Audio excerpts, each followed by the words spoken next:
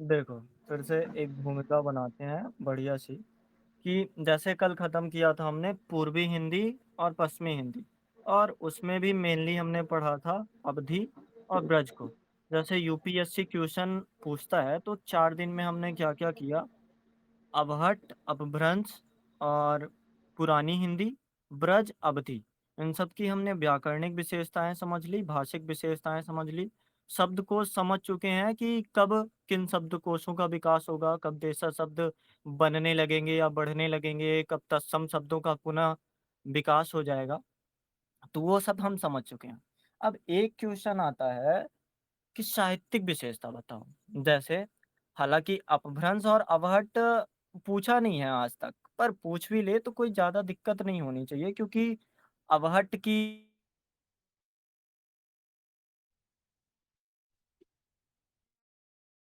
आपकी आवाज नहीं आ रही सर। वॉइस नहीं आ रही।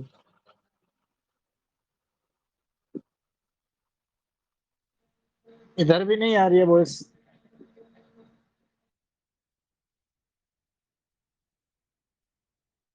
हेलो। आ रहा है। अरे यार, ये तो हट गए भाई। आ गए आ गए। नहीं आ रहा। आ रही है। हाँ सर, नेटवर्क प्रॉब्लम हो रहा है क्या? हाँ, अभी आई है। नहीं, अटक गया था, कुछ हो गया था।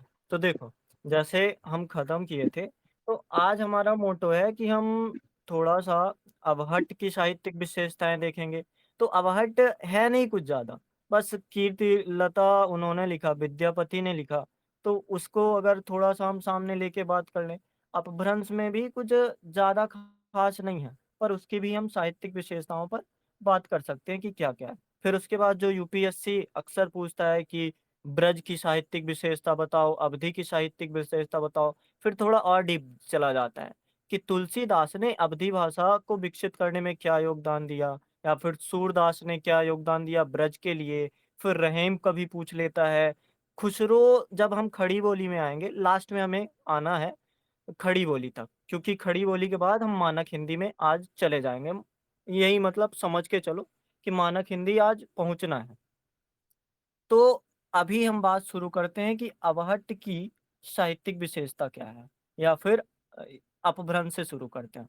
तो अपभ्रंश में आप सबसे पहले सोचो, अगर आए कि अपभ्रंश की साहित्यिक विशेषता, तो वहां पे आप क्या क्या लिखोगे।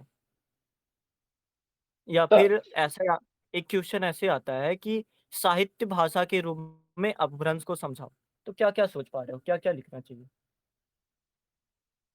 सर, भाषा का बात बता देंगे कि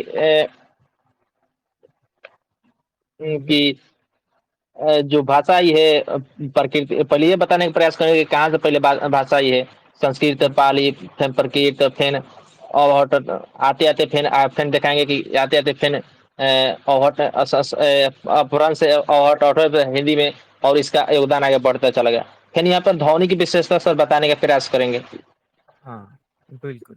मतलब एक चीज, जैसे कल मैंने बोला था काव्य भाषा पढ़ लेना, उस काव्य भाषा में वही चीज है। एक तो हो गया भाषा, उस भाषा में कौन से लेखकों ने लिखा, क्या क्या चीजें आई। और दूसरा चीज होता है कि एक साहित्य तब लिखा जाता है जब उसमें लय हो, या फिर वो काव्य भाषा बन पाए। काव्य भाषा बनने का मतलब वो सीधा सीधा ना हो, वो उसमें लय हो, छंद हो, तुक हो, यति गति हो, या फिर वो काव्य भाषा की विशेषता को उड़ता हो अपने आप में। तो सबसे पहले तो आपने सही बताया, जैसे इंट्रोडक्शन आप देखते ही होगे, टॉपर की कॉपी देखो या फिर ग्रुप में किसी की कॉपी देखो, वहीं से शुरू करता है कि अपभ्रंश की साहित्यिक विशेषता बताएगा कि कहाँ से शुरू हुआ। एक तो शुरू हमें समझ आता है कि 7वीं शताब्दी से हुआ, और दूसरी चीज हम अगर साहित्यिक विशेषता में बताएंगे, तो कोई विशेष कवि होते हैं। जैसे खड़ी बोली अगर शुरुआत पूछे, तो आपके दिमाग में सबसे पहले अमीर खुसरो का नाम आए। तो अपभ्रंश में ज्यादा कुछ नहीं मिलता। मैंने थोड़ा ढूंढा है, खोजा है, उसी को पढ़ के बातें करते हैं क्या क्या है। तो जैसे इसमें बाकी सब तो आप बता दोगे। स्वयंभू ने 783 ईस्वी के आसपास, कवि जो कर्नाटक के आसपास के थे, प्रथम कवि माना जाता है। और अगर आप तुलना करके हम समझें, तो खड़ी बोली में एक सवाल आता है कि अयोध्या सिंह हरिऔध जो थे, इनका खड़ी बोली के विकास में योगदान। तो आज तक अपभ्रंश में नहीं पूछा है। अगर पूछेगा तो क्या ऐसे पूछ सकता है कि स्वयंभू का अपभ्रंश का साहित्य लिखने में योगदान, या फिर अपभ्रंश में स्वयंभू का क्या योगदान रहा? क्योंकि किसी एक भाषा को कौन सबसे विशेष बनाएगा? कवि ही बनाएगा। कोई कवि चाहे स्वयंभू हो, या फिर खड़ी बोली को बनाने वाले अ, अमीर खुसरो हों, या फिर ब्रज में आ जाओ तो उसको जैसे सूर से पूर्व ब्रज, सूर युग ब्रज और सूर पश्चात ब्रज, मतलब सूरदास जो है ब्रज भाषा को समृद्ध बनाते हैं।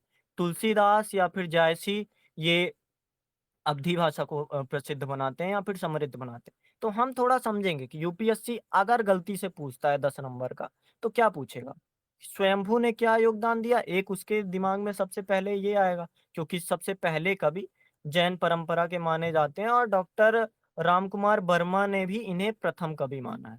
और इसे अपभ्रंश का बाल मतलब जैसे कि राजस्थान की शायद आधुनिक युग की मीरा महादेवी वर्मा को माना जाता है।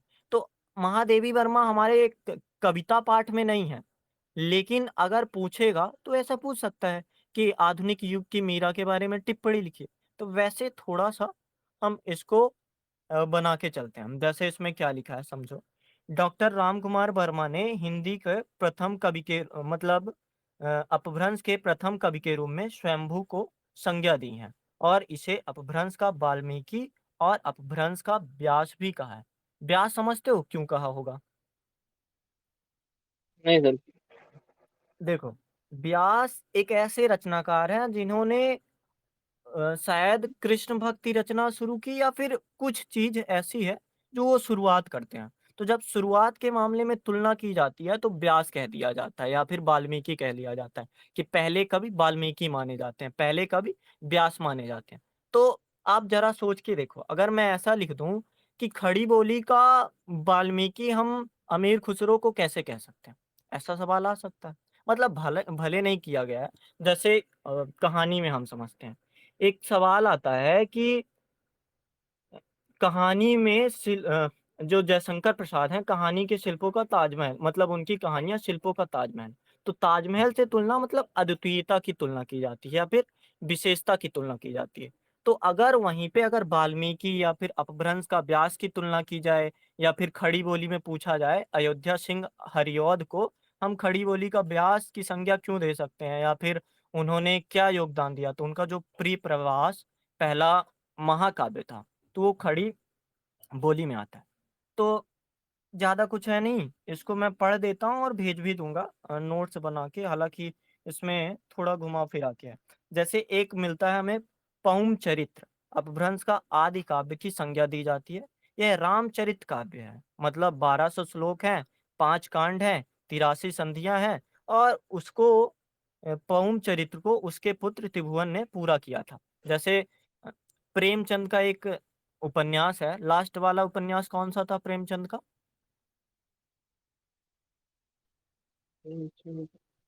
या- लास्ट उपन्यास, गोदान की बात नहीं कर रहा, मंगलसूत्र की बात कर रहा।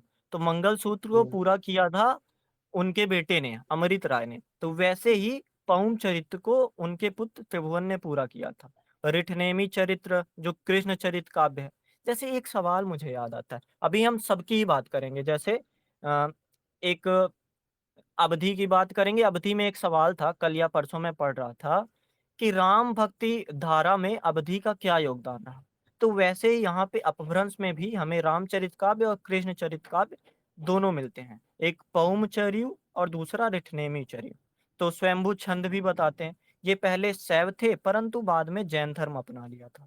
तो इनके बारे में आप छोटी छोटी बात करोगे कि डॉक्टर भयाणी ने इन्हें अपभ्रंश का भावभूति कहा है। भावभूत को आप जानते हो, पहचानते हो? भवभूति भाव नाम भाव सुना है? मोती सर। भवभूति नहीं, नाम नहीं संस्कृत सुना के, सर। देखो संस्कृत में जो काव्य भाषा होता है या फिर छंद अलंकार होता है, तो भवभूति उसके लिए मतलब दांडी हो गए, भामा हो गए, भवभूति हो गए, ये जितने भी कवि हैं ये विशेष विशेष कवि हैं। अब अपभ्रंश भी तो संस्कृत के बाद ही आई है, मतलब पहले पाली प्राकृत फिर अपभ्रंश। तो वहां को जितनी भी संज्ञाएं दी जाएंगी पुराने ही कवियों या फिर पुराने ही महान कवियों से दी जाएँगी। शिव सिंह सेगर कहते हैं कि अ, स्वयंभू को भाषा की जड़ की उपाधि दी जाती है। भाषा की जड़ की उपाधि मतलब क्या समझे आप? इसका मतलब ये हुआ कि सर नहीं होता है कि पूरा भाषा की जड़ के भाषा के रिलेटेड उनके पास ज्ञान नॉलेज की प्रबलता थी, उनके नॉलेज। देखो, साहित्य में जब तक आप कंपेयर नहीं कर पाओगे ना, तो कमज़ोर ही रह जाओगे। भाषा की जड़ मतलब अपभ्रंश भाषा की जड़ है। अपभ्रंश से अबहट्ट में बदला, अबहट्ट से पुरानी हिंदी फिर कई प्रकार में बदल गई, फिर ब्रजभाषा और साथ-साथ फिर खड़ी बोली आई, खड़ी बोली के बाद हिंदी। तो भाषा की जड़ अगर बोलते हैं तो जो मूल होगा, तो भ वही होंगे, स्वयंभू ही होंगे क्योंकि उन्होंने सबसे पहले जो छंद रचा, उन्हीं छंदों के विकास से आज वर्तमान हिंदी बन पाई है। तो जैसे अगर पूछे कि ये ज़रूर पूछेगा, अपभ्रंश का हिंदी के विकास में क्या योगदान रहा? तो वहाँ पे आप ये नहीं बता सकते कि शिव सिंह सेगर अपभ्रंश को भाषा की जड़ मानते हैं या फिर स्वयंभू के छंद को जो अपभ्रंश में लिखा गया है, उसे भाषा की जड़ मानते हैं। ये पता है कंटेंट आपको नोट्स में नहीं मिलेगा, विज़न कहीं भी नहीं मिलेगा। थोड़ी चीज़ें आप इग्नू से सर्च कर सकते हो, थोड़ा रिसर्च कर सकते हो, तब जाके आपको अपभ्रंश में कंटेंट मिलेगा जो थोड़ा अलग होगा। जैसे 10 नंबर का सवाल होता है, अब 10 नंबर में सब वही भाषिक विशेषता बता रहे हैं, कोई व्याकरणिक विशेषता गिना रहे हैं, शब्दकोशी विशेषता बता रहे हैं। अब आपके पास या तो इंट्रो में ये बताने के लिए है कि अपभ्रंश का भवभूति स्वयंभू के छंद को माना जाता है या फिर भाषा की जड़ या फिर इनको कालिदास माना गया। अपभ्रंश का कालिदास या फिर वाल्मीकि और व्यास की संज्ञा दी गई। तो ये सब बता के आप रिच कंटेंट दे पाओगे। तो इन चीज़ों को आप मैं नोट्स बनाऊँगा, हालाँकि आज थोड़ा ज़्यादा बिज़ी था। मैं नोट्स बना के आपको भेजूँगा, मतलब परफेक्ट चीज़ें। अब देखो, सेम चीज़ कर रहे हैं, अब अगर साथ ही साथ हम अबहट्ट में चले जाएँ या फिर थोड़ा बात कर लें कि इसमें और क्या हो सकता है। चरित्र काव्य हम देख ही रहे हैं, रामचरित काव्य और कृष्ण चरित्र काव्य या फिर इसमें स्वयंभू का पौम चरित्र हो गया जो राम कथा से है, पुष्यदंत का तिष्ठि महापुरुष हो गया।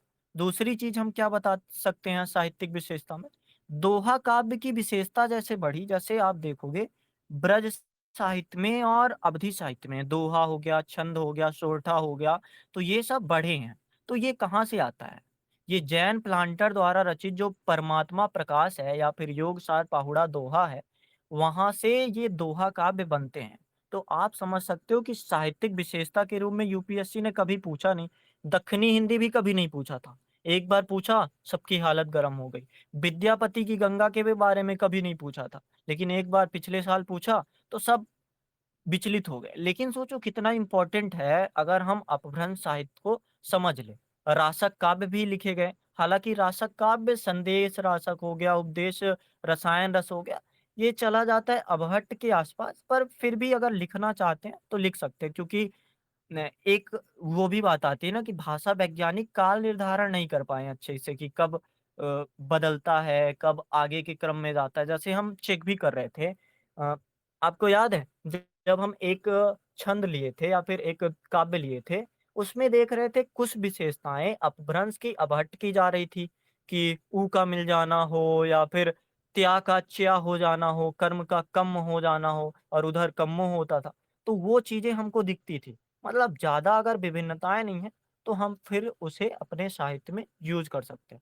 हालाँकि हो सकता है आज आपको समझ ना आए, बट आप नोट्स पढ़ोगे और दोबारा एक बार सुनना इस ऑडियो को, तो आप समझ जाओगे कि सिद्ध साहित्य में भी आपको मिलेगा, बौद्ध साहित्य जैसे जैन वाले ये जैसे अभी बताया ही कि स्वयंभू जो थे, बाद में जैन को अपना लेते, तो उनको बता के आप साहित्यिक आधार पर इसको स्पष्ट कर सकते हैं। अब ज़रा-सा इंट्रो हम बनाते हैं।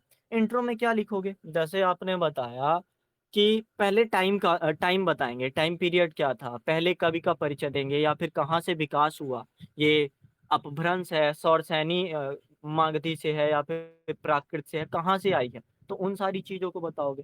फिर आप दोहा काव्य बताओगे। जैसे जोएंदू का अपभ्रंश में दोहा काव्य की शुरुआत उनकी परमात्मा प्रकाश और योग सागर एक बहुत ही विशेष कृत और जैसे मैंने पहले दिन बात की थी कि हम हेमचंद्र के बारे में बात करेंगे। हेमचंद्र कौन है? गुजरात के सोलंकी राजा सिद्धराज जयसिंह एवं उनके भतीजे कुमारपाल के दरबारी कवि थे। हेमचंद के बारे में आप सुना ही होगा, जैसे भक्तिमाल हो गया, कविमाल हो गया, इन पर टिप्पणियाँ कभी-कभी आई हैं। तो हो सकता है कभी स्वयंभू पर टिप्पणी आ जाए, हेमचंद पर टिप्पणी आ जाए। तो उनका मैं आपको नोट्स दूँगा या फिर आप भी कोशिश करना अपने से लिखने की, उनके बारे में थोड़ा पता करने की। और इसमें मुझे लगता है कि जैसे अक्सर भाषा वैज्ञानिक क्या बोलते हैं कि जो उनका विद्यापति का एक नहीं है, देसिल बयाना सब जन मिथ्या ते तैसन जंप्यो अवहट्टा। तो सब लोग उसको बोलते हैं कि अवहट्ट भले नाम दिया गया है, लेकिन अगर इसको आप देखो तो ये अपभ्रंश की विशेषता को धारण किए हुए है। तो आप विद्यापति की भी कीर्तिलता या फिर कीर्ति पताका का नाम बता सकते हो। संदेश रासक जो अब्दुल रहमान द्वारा लिखा गया, उसके बारे में भी बात बता सकते हो। और कंक्लूजन में तो फिर आपके लिए मतलब ज़्यादा दिक्कत होगी नहीं, क्योंकि आप देखो कितना रिच साहित्य है जो एक भाषा की जड़ बनता है। चाहे दोहा बनाना हो या फिर कहें कि प्राचीन काल के वाल्मीकि स्वयंभू वहाँ से छंद, चरित्र काव्य लिखना हो। चरित्र काव्य फिर अवहट्ठ में ये विशेषता ज़्यादा बढ़ जाती है, जसहर चरिऊ या फिर डरे चरिऊ, तो ये सब बहुत ज़्यादा बढ़ जाते हैं।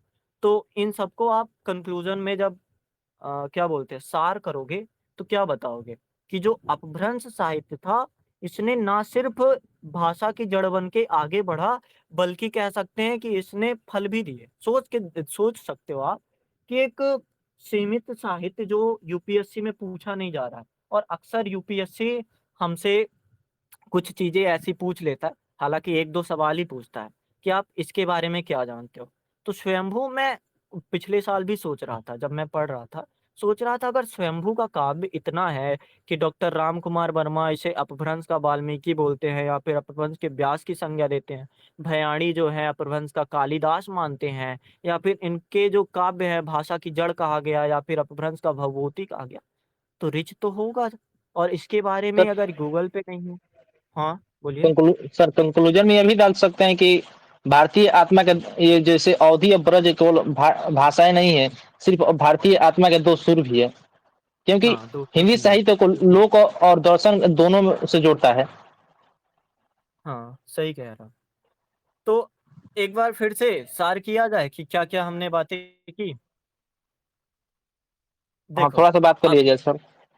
जैसे हम थोड़ा अवधि से समझते हैं। अगर अवधि की साहित्यिक विशेषता आता है, तो हम क्या लिखते हैं? या फिर अखिल भारतीय विकास में अवधि का योगदान, तो उसमें साहित्यिक विशेषता ही बतानी होती है। तो सबसे पहले साहित्यिक विशेषता बताएँगे कि क्या महत्व रहा, चौपाइया, छंद, सरल दोहा आने लगा, जो विश्व के कोने-कोने तक पहुँचा। भक्ति आंदोलन मध्यकाल की सबसे बड़ी विशेषता हो गई थी, तो उसकी बातें करते हैं। लोक साहित्य की बात करते हैं कि अवधि के लोक साहित्य या फिर लोक कथाएँ साहित्य में आने लगी, जो हिंदी के लिए भी एक भूमिका बनाती हैं। भौगोलिक स्तर पर बताते हैं कि ये कहाँ का था, किस जगह पे ये विकसित हुआ था। और क्या करते हैं हम इसकी मधुरता के बारे में बताते हैं, और इसमें एक चीज़ और हुई है कि ये मीडिया में भी या फिर वर्तमान सिनेमा में भी कहीं-कहीं यूज़ होता है। तो उन सबको बताते हैं कि अवधि के साहित्य का क्या महत्वपूर्ण भूमिका रही है। तो जब अपभ्रंश को लिखने जाएँगे तो सेम चीज़ करेंगे। भौगोलिक सीमा या फिर समय काल के अनुसार बताते चलेंगे। कवियों के बारे में बताएँगे, जैसे अगर आप किसी भी साहित्य को बताओगे ना, तो सबसे पहले उसका कवि महत्वपूर्ण हो जाता है। जैसे अवधि में तुलसीदास ने अवधि को इतना रिच किया है, इतना मजबूत किया है कि अब तुलसीदास के नाम पर अवधि जानी जाती है या फिर जायसी के नाम पर अवधि जानी जाती है। वैसे ही जैसे सूरदास के नाम पर ब्रज जानी जाती है। तो यहाँ पे हम स्वयंभू का नाम बताएँगे या फिर और जितने भी लेखक हुए हैं, चरतमुख हो गए, देवसेन हो गए, जिनदत्तसूर हो गए, जोयेंदु हो गए, इन सब का नाम बताएँगे। अब वैसे टेंशन ना लो, मैं कोशिश करूँगा इसको सटीक तरीके से लिख के आपके सामने ला दूँ कि मुनिराम जो जैन सिंह है, उन्होंने रहस्यवादी रचनाएँ लिखी, जो पाहुड़ दोहा है ना, तो रहस्यवादी रचनाएँ। तो साहित्य की एक भूमिका रही है, जैसे आप हम अपभ्रंश की बात कर रहे थे, तो वहाँ पे हमें समझ आ रहा था कि भाषिक विशेषताएँ अलग स्तर पर हैं, व्याकरणिक विशेषताएँ अलग स्तर पर हैं।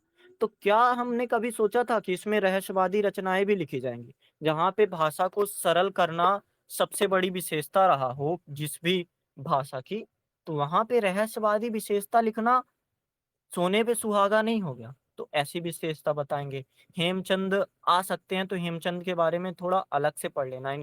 इन्होंने एक चीज़ और की है, जो व्याकरणिक विशेषताएँ हम पढ़ते हैं ना, तो शब्दानुशासन की रचना इन्होंने की है और व्याकरण ग्रंथ को इन्होंने सटीक करके और भी जो कवि थे, उनको लिखने के लिए अपभ्रंश साहित्य दिया या फिर अपभ्रंश का शब्दानुशासन एक साहित्य दिया, जिससे आगे की भूमिका बन सकी। और अपभ्रंश का जो भ्रष्ट रूप है अवहट्ट आता है, तो हम कह सकते हैं कि जो व्याकरण रचना है या फिर शब्दानुशासन जो हेमचंद का है, वो काफ़ी इम्पोर्टेंट रचना है या फिर काफ़ी जो नाम है व्याकरण ग्रंथ, वो काफ़ी क्या बोलते हैं, प्राकृत, अपभ्रंश, संस्कृत तीनों भाषाओं में मिलकर अबहट्ट को महत्वपूर्ण बनाता है और अबहट्ट ने पुरानी हिंदी को इसी से महत्वपूर्ण बनाया। तो ऐसे करके हम बताएँगे और फिर कन्क्लूज़न दे देंगे कि ये सारे रचना और हाँ, एक बात तो भूल ही गया फिर से। ये बताएँगे कि दोहा काव्य मिलते हैं, रासक काव्य मिलते हैं, लयबद्ध छंद वगैरह मिलने और ध्वनि विशेषताएँ, जैसे एक ध्वनि विशेषता थी, इस चीज़ को आप विशेषता के रूप में देखते हो या कमी के रूप में? कि अ और औ का विकास नहीं हुआ था यहाँ पे। तो ये मुझे लगता है कि जब वो साहित्य लिख रहे होंगे, तो प्राकृत की, चलो प्राकृत ही मान लो, प्राकृत की या फिर अपभ्रंश की सबसे बड़ी विशेषता के रूप में ही आया कि भाषाएँ सरल हो रही थी, कारक चिन्ह सरल हो रहे थे। तो साहित्य में ये चीज़ योगदान देता है।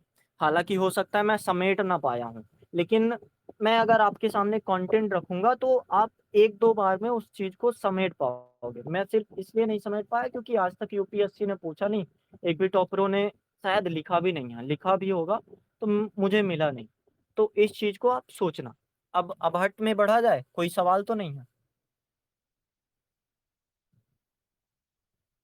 हेलो, हाँ सर। आप सोच के देखो कि अगर आएगा साहित्यिक विशेषता के रूप में बताने को अपभ्रंश को, तो लिख सकते हो आप या नहीं लिख सकते? लिख सकते हैं सर, लेकिन थोड़ी थोड़ी प्रॉब्लम हुई तो वो लिख सकते हैं, कोई दिक्कत नहीं होगी। थोड़ा और थोड़ा अच्छा से पढ़ लेंगे तो लिख सकते हैं।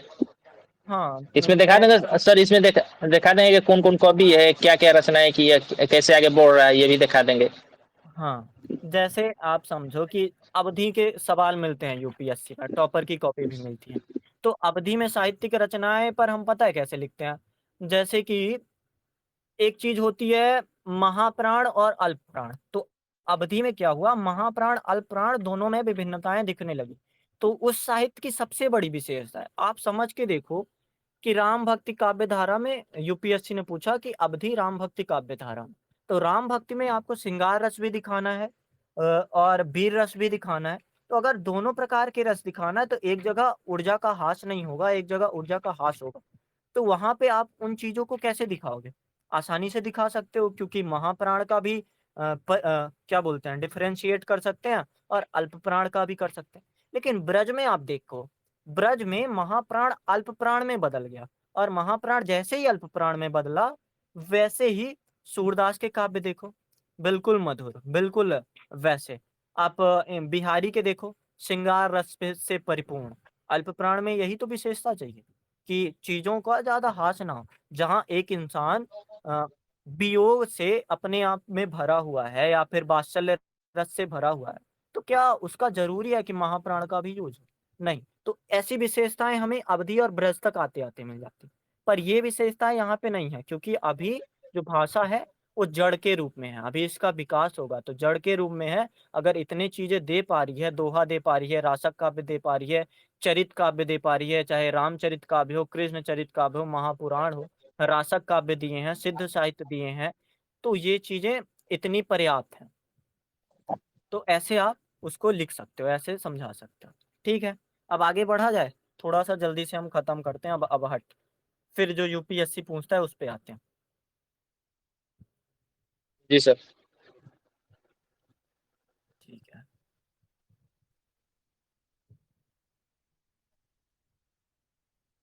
एक सेकंड।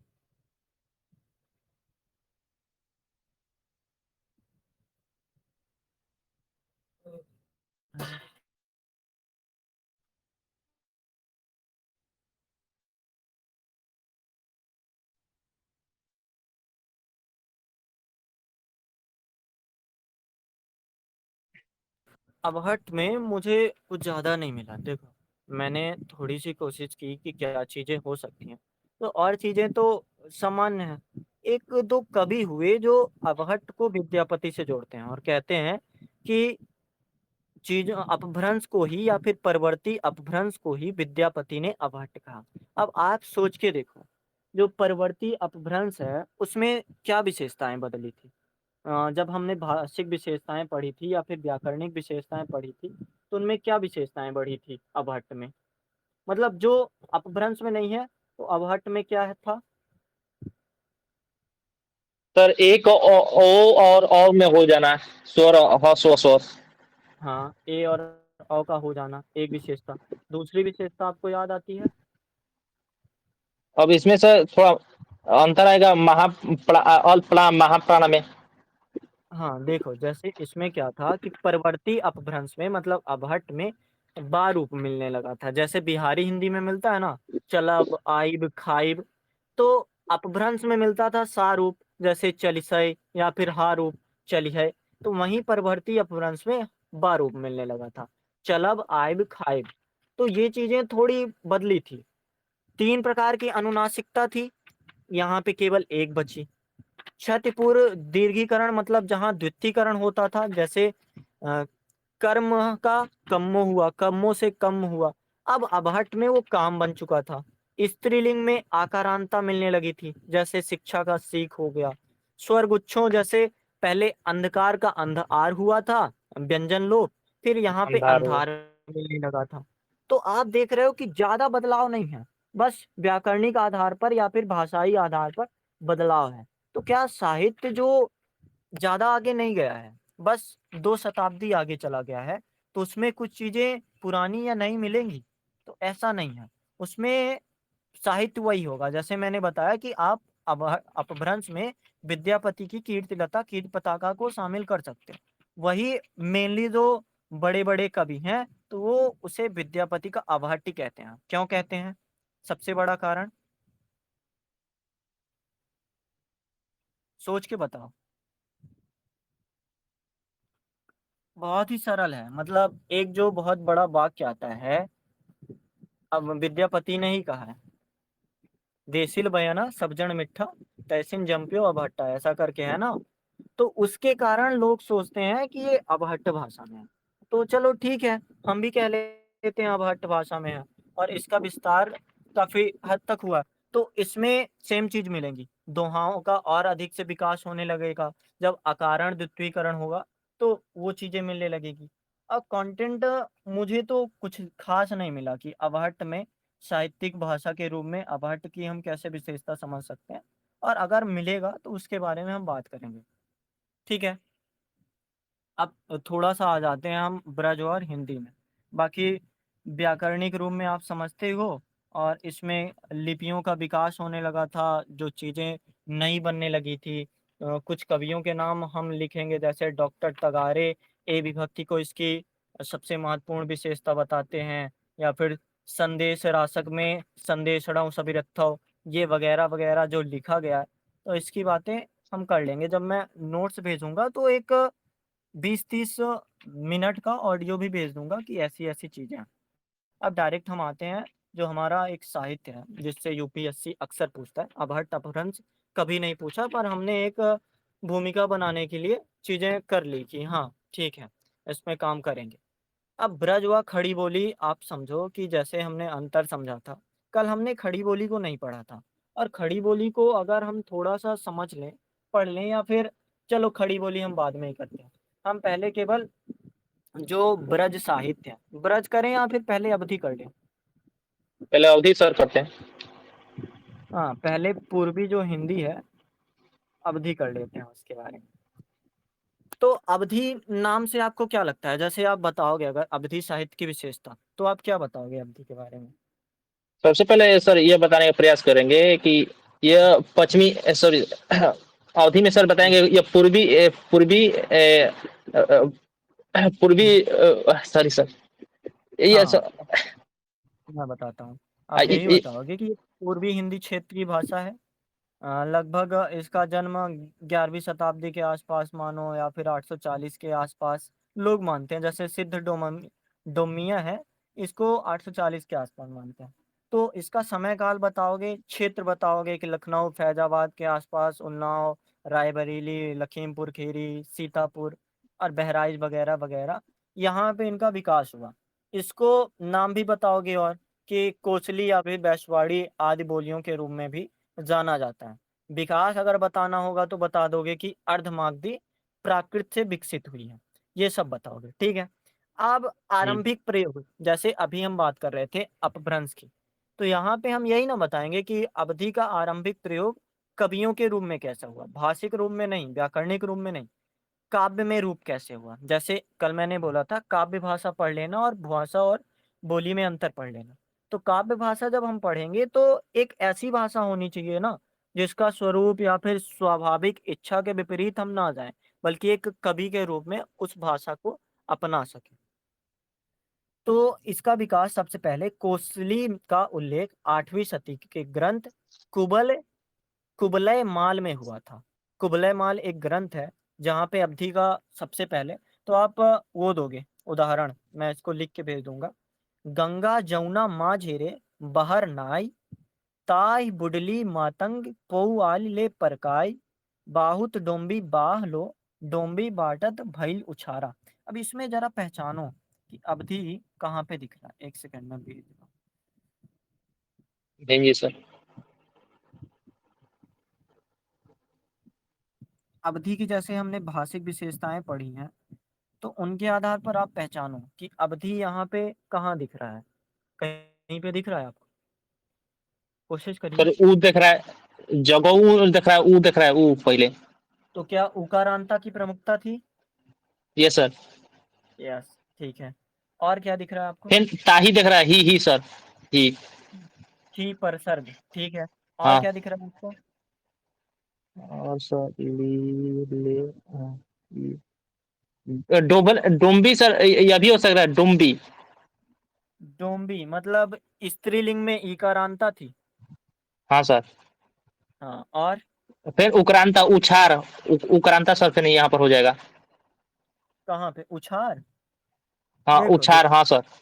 सुनिए सुनिए, क्या है कि उछारा इसे उकारांता नहीं बोलेंगे, अंत ऊ का ऊ से हो, मतलब जैसे जाई पुपू या फिर पाऊ, इसे उकारांता बोलेंगे, मतलब अंत ऊ से हो, ना कि शुरू हम्म। ओ से हो। एक और सर, यहाँ पर दो तीन और दिख रहा, जाई जाई बपुपू। अब फिर हाँ, एमे सर पू है न सर, एथी उकारांता जाइब, है, ऊ पू। हाँ। अच्छा ये अब बताइए फिर सर जाइब क्या है? जाइब, कैसा, जाइब जाई मैंने बारूद कहने है, का मतलब। बारूद, हाँ जाइब। हाँ हाँ पुपू, पुपू तो मान लो देशा शब्द हो गया, जाइब होता हाँ। है जाना, तो जाइब बारूप है। तो हम्म। अवधि की ये विशेषता है कि बारूप आना हाँ जरूरी है। हाँ, वो कब हो रहा है सर। फिर यहाँ पर भी सर, यहाँ आना यहाँ नहीं हुआ। और कोई आपको वो दिख रहा है सर्वनाम वगैरह? देख रहा हूँ सर, एक सेकंड।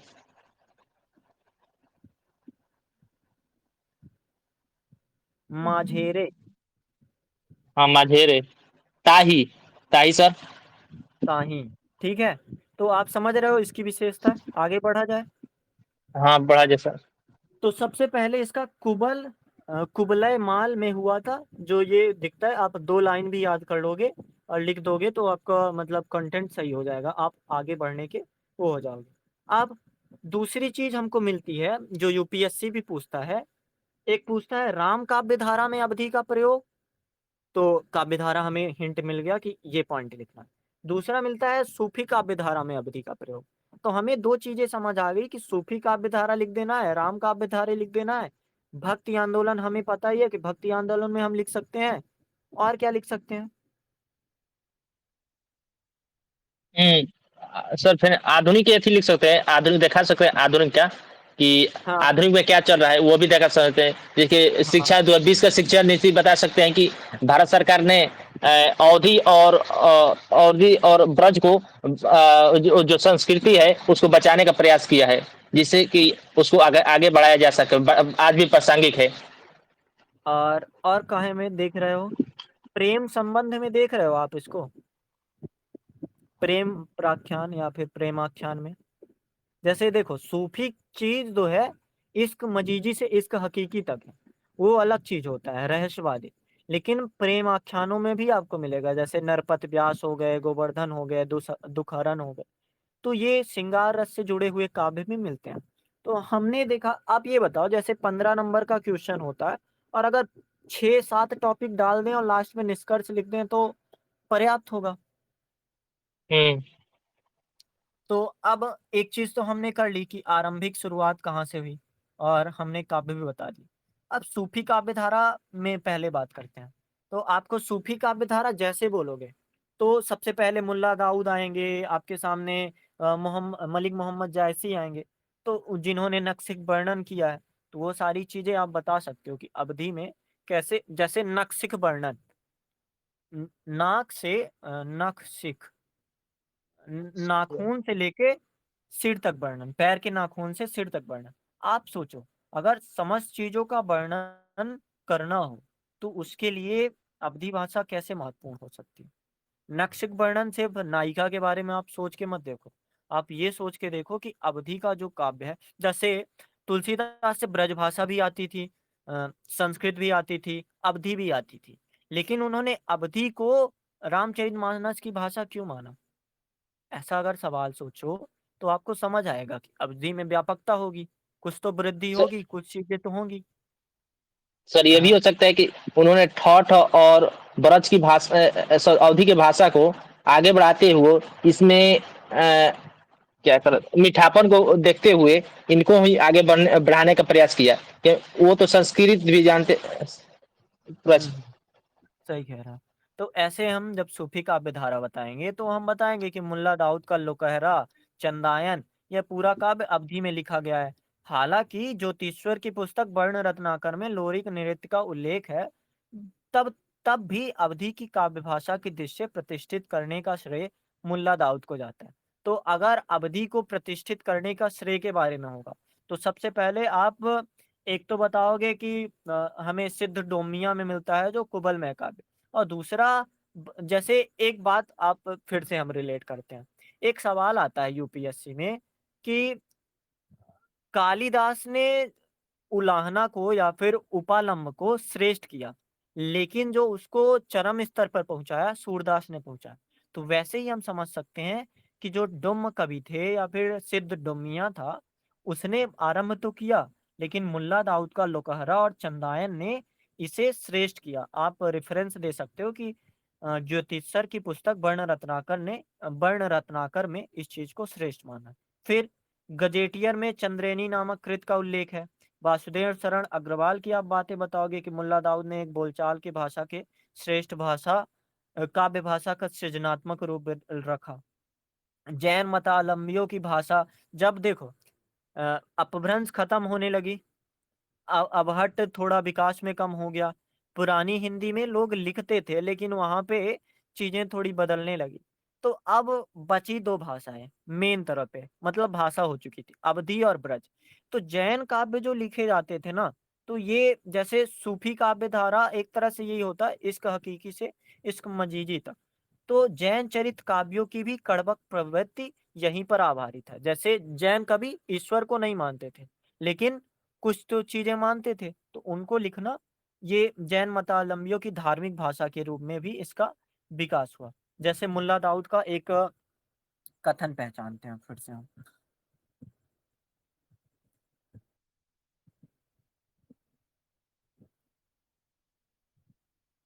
देखो, दाऊद कवि जो चांदा गाई, जेई रे सुना सो गा मुरझाई। इसमें आपको कहाँ पे दिख रहा है, कुछ चीजें दिख रही हैं जो अब दाऊद अब तक कवि जो रिलेट करें। अवधि में सर, हाँ। एक सेकंड देख रहा हूँ। जी, अरे सुना सो मरुसिहा। सर इसमें इसमें एक को दिख रहा है, एगो ई प्रत्यय यहाँ पर चंदा दिख दा वाला शब्द दिखाई दे रहा है, जिससे आबा वहां पर हुआ था वही तो हाँ, इसमें क्या अनुनासिकता, हाँ चांदा, यहाँ पे क्या अनुनासिकता आई है। तो अनुनासिकता क्या अवधि की विशेषता है या फिर ये बदली ही नहीं थी। सर इसमें बदली थी सर नो, जैसे क्योंकि सर एक ये चीज देखिए, मैं बताता हूँ। जैसे अगर ये ब्रज में हालांकि सेम होता, अगर ये पश्चिमी हिंदी में होता तो सुना का सुना हो जाता, लेकिन यहाँ पे सुना ही है। और क्या दिख रहा है? जेई, और हाँ मतलब जय सर। स्त्रीलिंग में ईकार आता है। और हम्म, चांदा में शायद अनुनासिकता का कोई उदाहरण तो मुझे याद नहीं है, था भी नहीं शायद। चांदा पर आ जो है ना, ये आ प्रत्यय आता है इसमें, अवधि में। देखा था और कुछ सर। का, जैसे मोर मोशे, नहीं, तो इतना तो नहीं मिल रहा, मतलब समझ आ रहा है। देखो, ज्यादा अगर मिल भी जाता ना तो भी दिक्कत होती, क्योंकि सर इसमें, शुरुआत और हो रही इसमें है। इसमें हाँ ये भी दिखाई दे रहा है सर, प्रसंग में फैन दिखाई दे रहा है, जो सो दिखाई दे रहा है। हाँ, वो सब तो हाँ, शू दिखाई दे रहा है। अब देखो समझो कि इतनी ज्यादा विशेषता नहीं बढ़ी थी, सारे लक्षण नहीं मिल रहे थे। क्यों? क्योंकि ये विकास है ना। मुल्ला दाऊद ने 1379 के आसपास चंद्रायन लिखा था, तो 1379 और अवधि जाके 19वीं शताब्दी तक चलती रही है, मतलब 18वीं शताब्दी मान लो। तो तब जाके कितनी विकसित होगी। तो जो हमारे भाषिक विशेषता में होगा या फिर हमारे व्याकरणिक विशेषता में होगा, तो वो चीजें हमें कहाँ मिलने वाली हैं? वो 18वीं शताब्दी या फिर 17वीं शताब्दी के आसपास मिलने वाले।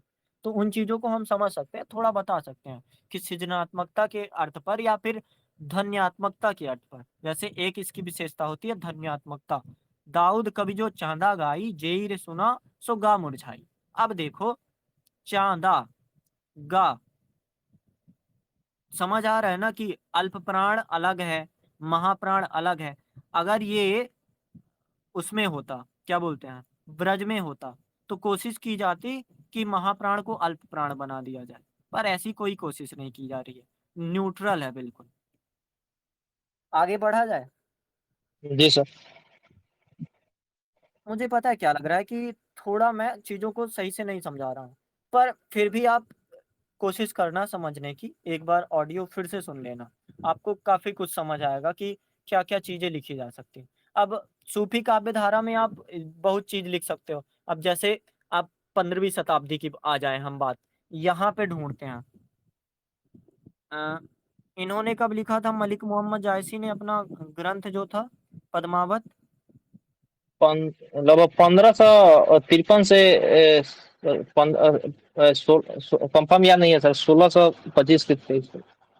हाँ, देखो, इनका पद्मावत से हम उदाहरण लेते हैं सूफी काव्य धारा का। पढ़ो जरा।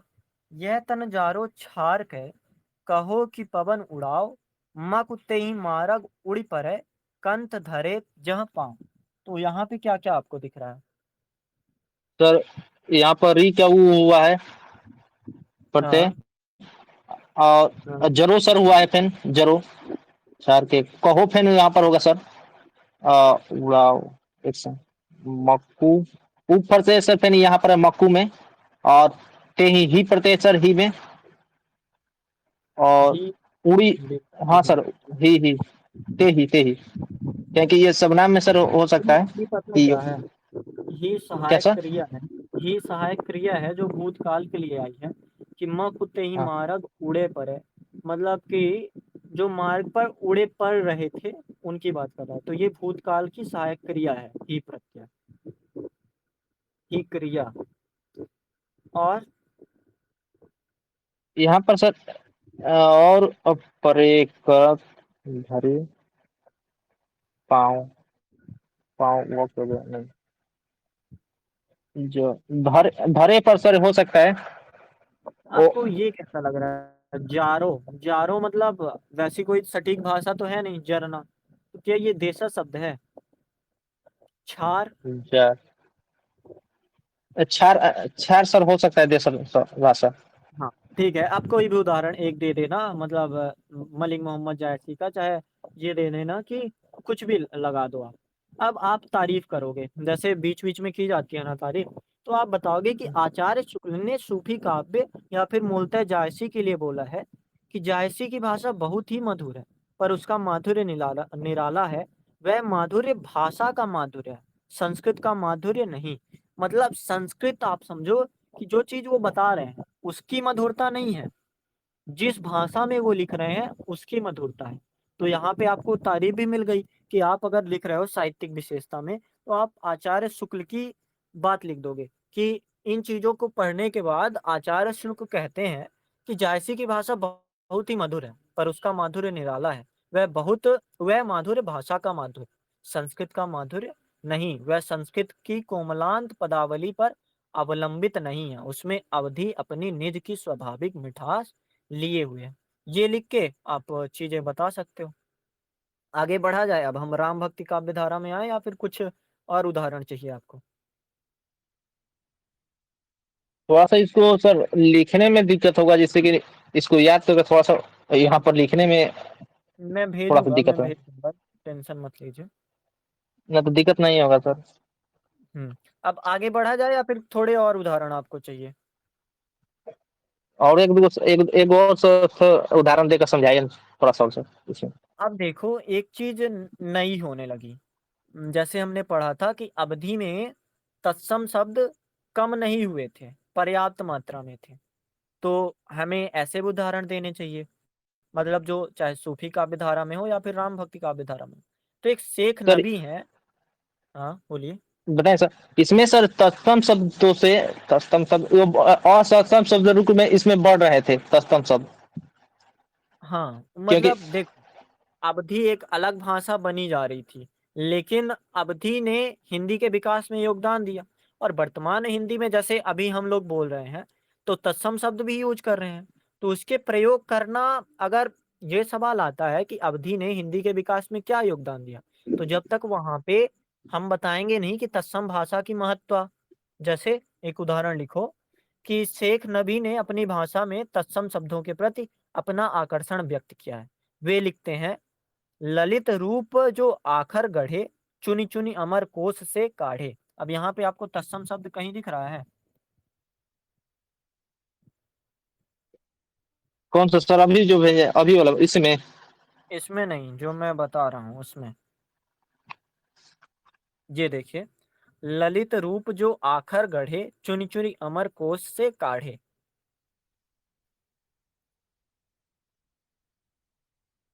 ललित, सेकंड बता। ललित दिखा, ललित अमर रूप कोश दिखा, आखर दिखा। चुनी चुनी अमर कोश, ये सर अमर कोश तो एक ही है। इसमें तो एक ही आखिर दो ही शब्द दिखाई दे रहा है नो। हाँ ठीक है, दो ही दिख रहा है तो कोई दिक्कत नहीं। आखर शायद ये क्या बोलते हैं, देशज भाषा हो जाएगी, है ना? नहीं तो। आखर मतलब जो नया होता है ना। हम्म, ललित मतलब लालित प्रधान रूप, जो आखर मतलब नया गढ़ा हुआ है। चुनी चुनी अमर कोश से काढ़े, मतलब अमर कोश शायद शब्दावलियां कह लें। चुनी चुनी अमर कोश से काढ़े, शब्दावलियों से चुन चुन के काढ़े, काढ़े मतलब निकाले गए हैं, इसका अर्थ ये होगा। तो इसको शेख नबी ने कहा। ठीक है, आगे बढ़े अब। जी सर आगे बढ़िए। देखो अब फिर से एक बार समझो कि जब हम अवधि की साहित्यिक विशेषता बताने जाएंगे तो समय काल बताएंगे, और शुरुआत कहाँ से हुई वो बताएंगे, और भौगोलिक विस्तार बताएंगे कि ये एरिया पे था। और फिर जब भूमिका आगे बढ़ेगी तो हम बहुत सारी चीजें बताएंगे, सूफी काव्य धारा में, या फिर कौन सी काव्य धारा होगी, तत्सम शब्दावलियां जो हिंदी मानक हिंदी में यूज हो जाती हैं। फिर हम राम भक्ति काव्य धारा पे आते हैं। ठीक है, या फिर कुछ और बताएं? एक चीज और होती है, जैसे लिख सकते हो आप, लिखना चाहो जैसे मैं लिख के बताता हूँ क्या क्या होता है।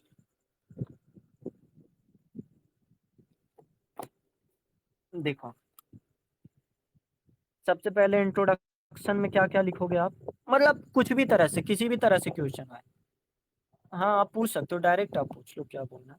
देखो, इंट्रोडक्शन में हम समय काल बताएंगे, भौगोलिक सीमा बताएंगे, और पहले का भी बता देंगे जैसे हमने देखा। हाँ, आखर मतलब अक्षर, ये बता देंगे आप। सूफी काव्य धारा जहां से मुल्ला दाऊद शुरुआत करते हैं, फिर तत्समी शब्दों की प्रमुखता, फिर लौकिक कथा या फिर लौकिक साहित्य जो मिलते हैं, लौकिक साहित्य से हिंदी काफी रिच हुआ है, या फिर ब्रज अवधि भी काफी रिच हुआ है। फिर हम राम भक्ति काव्य धारा में आएंगे। तो जब भक्ति काव्य धारा में आएंगे तो वहां पे आपको एक मिलेगा तुलसीदास का रामचरितमानस। तो अब वहां पे आप तत्सम शब्द देखो, तत्सम शब्द की कितनी अधिक प्रचुरता होगी। और दूसरी बात, राम भक्ति काव्य धारा में एक चीज है, जैसे अभी हमको जायसी में या फिर हमको मुल्ला दाऊद वगैरह में इतनी मेलता नहीं दिखती थी, इतनी सटीकता नहीं दिखती थी कि काव्य कैसे बढ़ रहा है। लेकिन राम भक्ति काव्य धारा में जो दोहा है, छंद है, या फिर संस्कृत संस्कृत तो छोड़ दो, दोहा और छंद है, उनमें आपको मेल दिखेगा कि चीजें कैसे लयबद्ध तरीके से चल रही है। लोचन जल रहे लोचन कोना, जैसे परम कृपन कर सोना, यहाँ पे आपको लय भी दिखेगा। तो अवधि की एक और विशेषता हो गई लयात्मकता या फिर मेलता, क्यों मिलाप हो रहा है। जैसे दोहा की सबसे बड़ी विशेषता क्या है कि आखिरी शब्द में अ, जो एस होता है, एस को क्या दीर्घ होगा, एक होता है लघु, एक होता है दीर्घ। दीर्घ मतलब कोना सोना, तो दोनों दीर्घ हैं, तो आखिरी जो होगा दीर्घ होगा, ये विशेषता मिलती है। तो यही अवधि की सबसे प्रमुख विशेषता बनकर आगे उभरी राम काव्य धारा। तुलसी के अलावा भी राम काव्य धारा आपको कहीं पे दिखता है अवधि में ही। मतलब तुलसी के रामचरितमानस के अलावा भी आपको विनय पत्रिका होगा, गीतावली होगा। यहाँ पे क्या मिलेगा, अ, अवधि मिलेगा या ब्रजभाषा मिलेगा? सर सिंपल सवाल बताओ। सर इसमें ब्रज भी कहीं कहीं कहीं दिख रहा है। हाँ, कवितावली और विनय पत्रिका या फिर गीतावली जो तुलसी ने लिखा है वो ब्रजभाषा में मिलता है, और ब्रजभाषा का भी सुंदर नमूना दिया है। तो जब हम ब्रज की विशेषता बताने जाएंगे तो वहां पे तुलसी को छोड़ मत देना कि तुलसी केवल अवधि वाले कवि हैं। तो ऐसा शायद आचार्य रामचंद्र शुक्ल जी कहते हैं कि पार्वती मंगल, जानकी मंगल और रामलला नछहु ये तीनों पूर्वी अवधि में हैं, और कवितावली, विनय पत्रिका, गीतावली तीनों ब्रजभाषा में है। भाषा पर ऐसा विस्तृत अधिकार किसी और कवि को नहीं था। ना सूर ना ना सूर अवधि लिख सकते थे, ना जायसी ब्रज, जो तुलसीदास ने करके दिखाया। ये चीजें मैं क्यों बता रहा हूँ, आप जरा सोच के बताओ। सर इसमें तुलना कर सकते हैं इसलिए सर। तुलना और नहीं कर विशेष में, सकते। इसमें सर एक विशेष सवाल, बता सकते हैं। नहीं, एक सवाल और आता है कि तुलसीदास का अवधि में योगदान, या फिर सूरदास का ब्रज के लिए योगदान, या फिर जैसे रसखान का आ जाएगा, रहीम का आ जाएगा, फिर खड़ी बोली में जब हम जाएंगे तो खुसरो का आ जाएगा, या फिर अपभ्रंश में जैसे मैं बात कर रहा था तो स्वयंभू का आ जाएगा, या फिर अगर अवहट्ठ की बात करूंगा तो वहां पे विद्यापति का आ जाएगा। तो आप जैसे देखोगे ना भाषा खंड में, तो एक पार्ट में आपको वो भी दिखेगा कि कवियों ने क्या भाषा के लिए क्या योगदान दिया। तो इसलिए बता रहा हूँ कि रामचंद्र शुक्ल का, उन्होंने अपने रामचंद्र शुक्ल ग्रंथावली के भाग 1 में लिखा है 466 पेज में कि ये कवितावली, विनय पत्रिका, गीतावली तीनों ब्रज भाषा में है, और पार्वती मंगल, जानकी मंगल, रामलला, नछहु तीनों पूर्वी अवधि में है। भाषा पर ऐसा विस्तृत अधिकार किसी और कवि का नहीं था। ना सूर अवधि लिख सकते थे, ना जायसी ब्रज लिख सकते थे। तो ये आप विशेषता बता सकते हो। आगे बढ़े।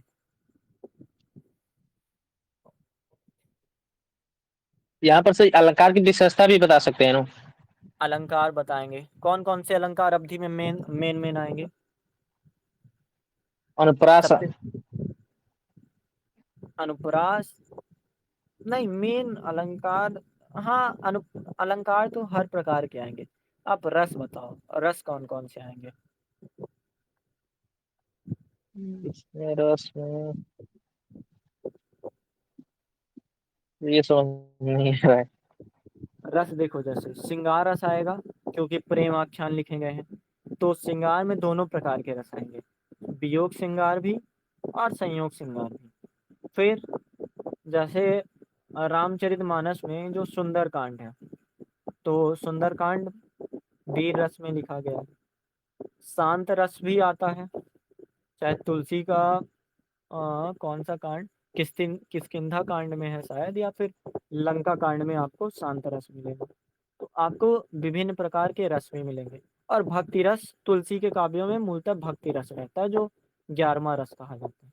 तो वो हम बता देंगे अगर रस बताना हो तो। अलंकार तो फिर हर प्रकार के अलंकार, जैसे अगर बीच में लाइन आ गई, जैसे पुनि पुनि, तो पुनरुक्ति प्रकाश अलंकार आ गया।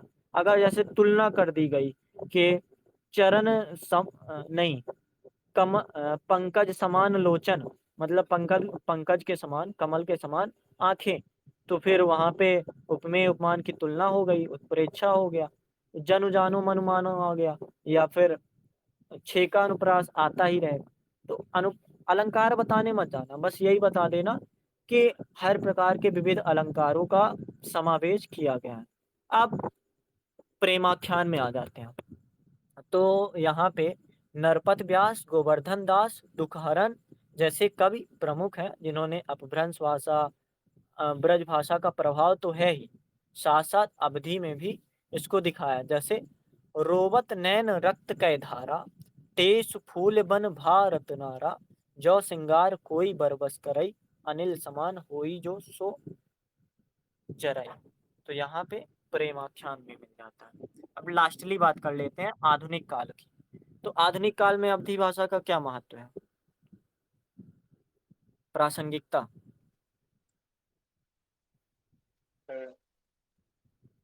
जल्दी करते हैं, फिर ब्रज भाषा शुरू करते हैं, और कल खड़ी बोली और फिर पहुंच जाएंगे मानक हिंदी में।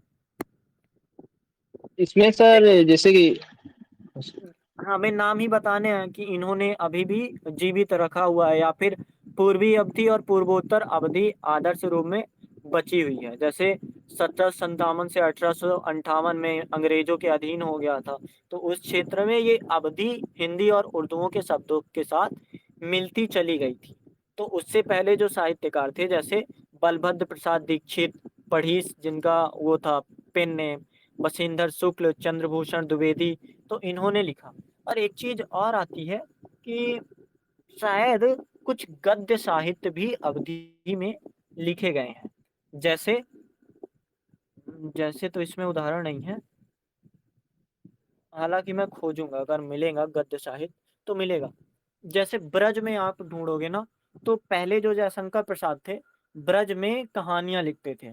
तो ब्रज की सबसे बड़ी विशेषता ये भी है कि केवल यहाँ पे पद्य साहित्य नहीं मिलते, यहाँ पे गद्य साहित्य भी देखने को मिलते हैं। तो अब अगर आप समझो, तो कंटेंट आपके पास पर्याप्त होगा, और आप इससे तरह तरह के क्वेश्चन कर सकते हो।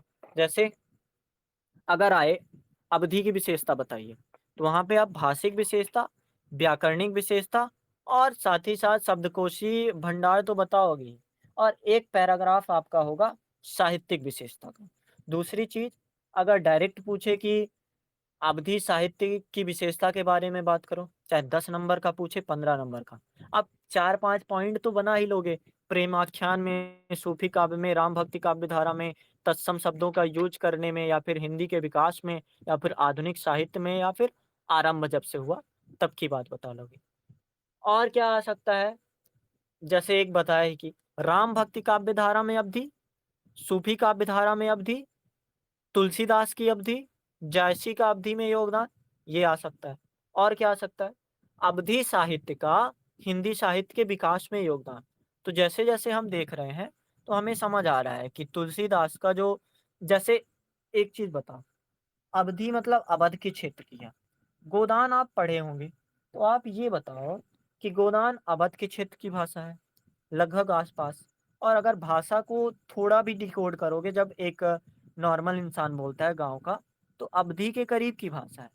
तो अवधि ने बहुत साहित्य दिए, कथाएं दी, जिससे आधुनिक हिंदी समृद्ध हो पाया, एक चीज। दूसरा, जो लयबद्धता है काव्यों में, ये बढ़कर अवधि से ही आती है। तीसरा, जो हिंदी की लोकप्रियता बढ़ी है, जैसे रामचरितमानस हिंदी का सबसे प्रमुख काव्य अगर बन पाया है, तो उसकी विशेष अवधि की विशेषता के ही कारण है। जैसे वहां पे आचार्य शुक्ल का हमको मिलता ही है। पद्मावत अगर हिंदी का सर्वश्रेष्ठ काव्य ग्रंथ बन पाया है, तो आचार्य शुक्ल कहते ही हैं कि वहाँ पे संस्कृतता की कोई विशेषता नहीं है, वो भाषा की सुंदरता है जिसने इतना कोमल काव्य बनाया, इतना सुंदर काव्य बनाया। तो ये बताओगे कि योगदान दिया।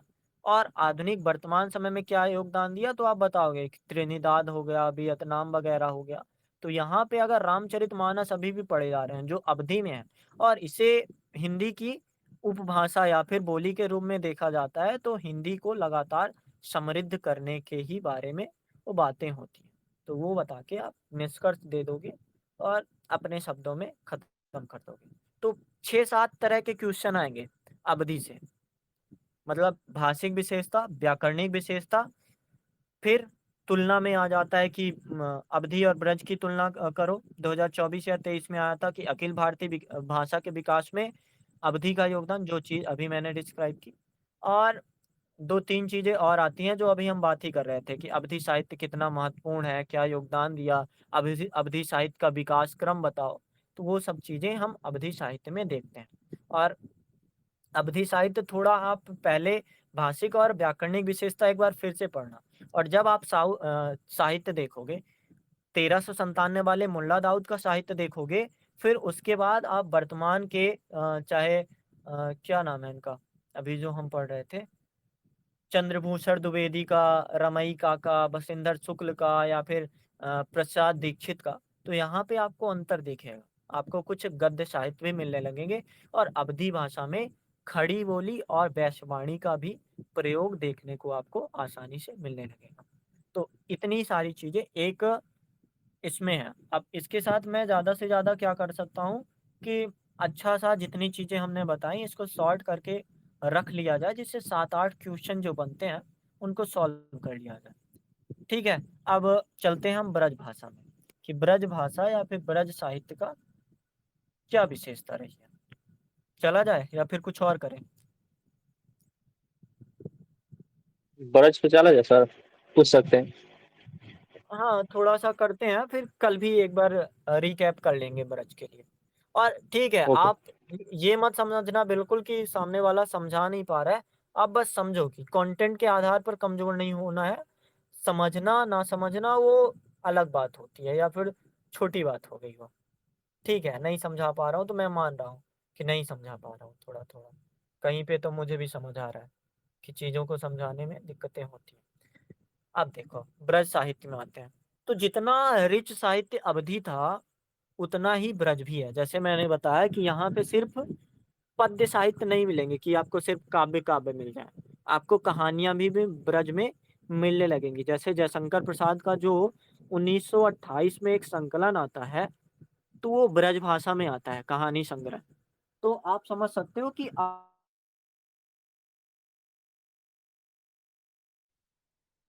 ओके, वॉइस नहीं आ रही है सर।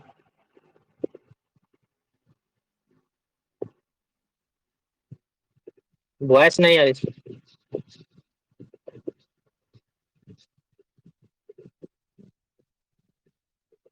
अब आ रही है? हेलो। हाँ हाँ, अब आ रही है। हाँ, तो मैं ये बोल रहा हूँ कि जैसे हम देख रहे हैं अवधि, तो अवधि ब्रज से ज्यादा रिच है, या फिर जब तुलना करने को आता है तो आप समझ के देखो कि ब्रज जो है ना, तुलसी मतलब अवधि जो है तुलसी और जायसी के कारण महत्वपूर्ण हो पाया, उतना विकसित हो पाया, या फिर ठीक है विशेषता तो थी ही। लेकिन ब्रज भाषा जो है यहाँ पे बहुत सारे आपको कवि मिलेंगे, आपको एरिया बढ़ के मिलेगा, जैसे मथुरा, क्रिएटर, आगरा, बुलंदशहर, एटा, या फिर बदायूं, हरियाणा के गुड़गांव में भी मिलेगा, राजस्थान में मिलेगा, धौलापुर में भी मिलेगा, करौली में भी मिलेगा। एक बहुत ही क्या बोलते हैं उसको, बड़ी विशेषता है। एक लाइन आती है, एक सेकेंड रुकिए मैं बताता हूँ,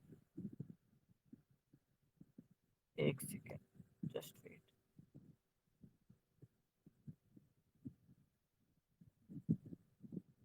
देखो, विश्वनाथ प्रसाद मिश्र बोलते हैं कि ब्रज की बंसी ध्वनि के साथ अपने पदों की अनुपम झंकार मिलाकर नाचने वाली मीरा राजस्थान की थी, नामदेव महाराष्ट्र के थे, नरसी गुजरात के थे, भरतेंद्र हरिश्चंद्र भोजपुरी भाषा क्षेत्र के थे।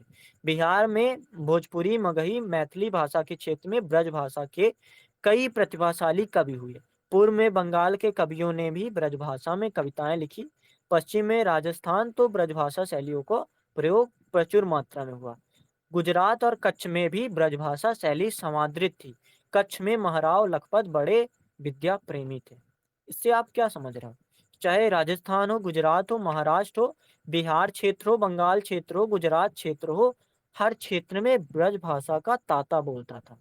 अभी हम अवधि के बारे में इतना विशेष नहीं समझ पा रहे। अवधि हम समझ रहे हैं कि पूर्वी हिंदी है, उसी से एक अवधि बोली जन्मी है जो मूलतः आसपास की भाषा है, लखीमपुर खीरी या फिर वही एरिया 40-50 किलोमीटर के आसपास का एरिया। लेकिन ब्रज जो है काफी विस्तारित है, और शायद हो सकता है कि अगर मानक हिंदी ना बदलती या फिर खड़ी हिंदी में ना जाते हैं तो ब्रज भाषा हमारी भाषा होने वाली थी। हो सकता है, मतलब कोई दूसरी बात नहीं है। तो आप उस चीज को जैसे अगर तुलना करने में आए कि ब्रज और अवधि में तुलना कीजिए, तो आपको मतलब ठीक है, आप थोड़ा तो न्यूट्रल रहोगे, लेकिन 60-40% आप कर सकते हो कि ब्रज भाषा को आप अधिक महत्व दिखाओ। आप आचार्य विश्वनाथ का ये कथन बताओ कि राजस्थान की मीरा हो या फिर बिहार वाले भरतेंद्र हरिश्चंद्र हो, वो सबने ब्रज में ही लिखा। तो अब देखते हैं, फिर से बात करते हैं कि कैसे शुरू किया जा सकता है। प्रस्तावना में क्या होने वाला है? सर इसमें प्रस्तावना हम लिख सकते हैं कि ब्रज भाषा पश्चिमी हिंदी की बोली है। ये इसका हाँ, विकास देखो, शैसनी और भ्रंश से हुआ। ये तो लिखेंगे ही, साथ साथ अब हमारे पास कंटेंट आ गया।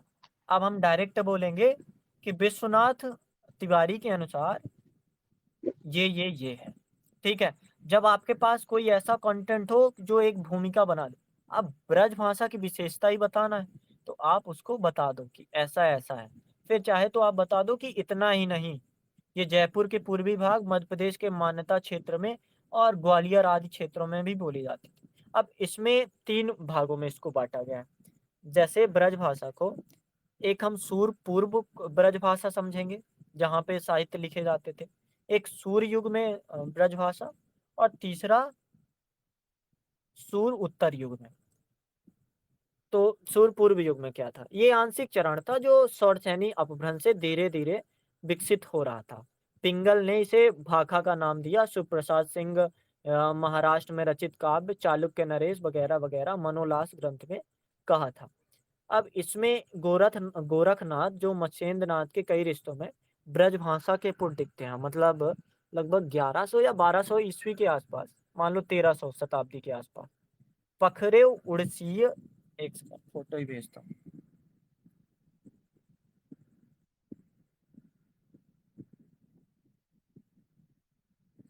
आप ढूंढो इसमें ब्रज भाषा आपको कहाँ पे दिख रही है। पखरेव उड़सीय लियो बीसेट, ज्यो ज्यो नर स्वार्थ करे, कोई न दंड्यो काम। कहीं पे दिख रहा है आपको? देख रहा हूँ सर।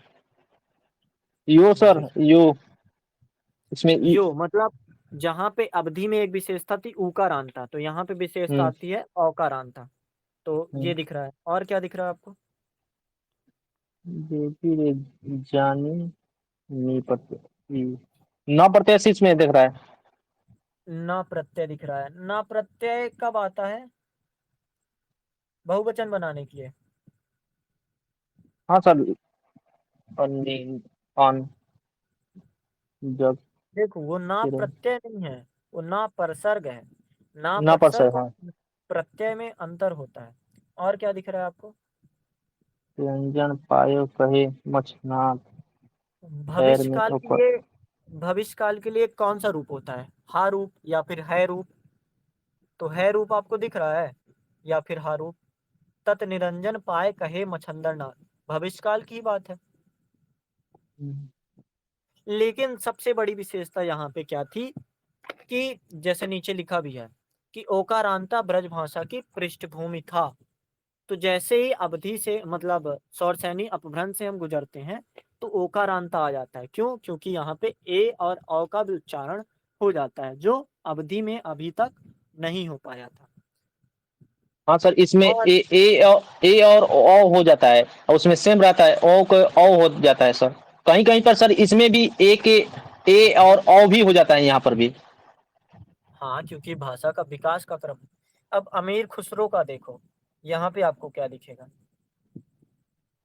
सुहाग की जगी थी रेशम तन मेरा मन पीयू को गऊ भंवर। एक सेकंड।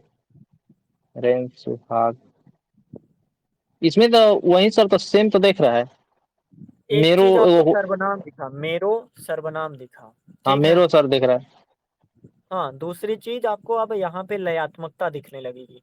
आपको यहाँ पे फारसी और खड़ी बोली के भी शब्द मिलने लगेंगे। जैसे अमीर खुसरो मूलतः खड़ी बोली के रचनाकार थे, तो यहाँ पे उन्होंने ब्रज व खड़ी बोली को मिला के लिखा है और साथ साथ फारसी के शब्द भी लिखे हैं। तो इस चीज को हम समझ गए। या फिर एक चीज और देखो, अगर अवधि में प्रिय का होता तो पिय होता, यहाँ पे पीयू किया गया है, यानी ये ब्रज है। आपको ऐसे बहुत से एग्जाम्पल मैं लिख के बताऊंगा। और ये बताओ, ना और ना का प्रयोग क्या है, दोनों हाँ मिलता है सर, या फिर नहीं मिलता है? नहीं मिलता है सर, इसमें न हो जाता है, उसमें अड़ा था। हाँ, और पश्चिमी हिंदी में? पश्चिमी हिंदी में सर अड़ा का, सर पश्चिमी हिंदी, अड़ा अरे एक नहीं। सेकंड सर, अड़ा होता है, भुला गया। हाँ, तो ये हम समझ गए। मैं लिख के भेजूंगा आपको यहाँ पे कि सूर पूर्व युगीन ब्रजभाषा क्या क्या विशेषताएं देख रही थी। दूसरी बात, सूरदास युगीन ब्रजभाषा। अब यहाँ पे सूरदास युगीन मतलब मूलतः सूरदास की बात करेंगे, पर उसके साथ साथ बल्लभाचार्य के विट्ठल नाथ हो गए, धीरेन्द्र वर्मा ने क्या लिखा कि जिस समय श्री प्रभु बल्लभाचार्य को ब्रज रत्न गोकुल और गोवर्धन को अपना केंद्र बनाने की प्रेरणा मिली थी, उसी दिन से ब्रज की प्रादेशिक बोली के भाग्य पलटे थे। मतलब सूरदास युगीन ब्रजभाषा शुरू कहाँ से हुआ था? अगर जैसे कहानी की बात हम करते हैं, तो कहानी की विशेषता कहाँ से शुरू होती है? जब प्रेमचंद आते हैं। तो वैसे ही जब प्रभु बल्लभाचार्य को ब्रज रत्न गोकुल और गोवर्धन को अपना केंद्र बनाने की प्रेरणा मिली, उसी दिन से ब्रज की प्रादेशिक बोली के भाग्य पलटे थे। विट्ठलनाथ ने अष्टछाप की स्थापना की थी, सूरदास इसमें प्रमुख थे। अष्टछाप में कौन कौन थे? नंददास थे, कृष्ण दास थे, परमानंद दास थे, चतुर्भुज दास थे, कुंभन दास थे, चित्स्वामी थे, गोस्वामी थे, और मूलतः सूरदास थे।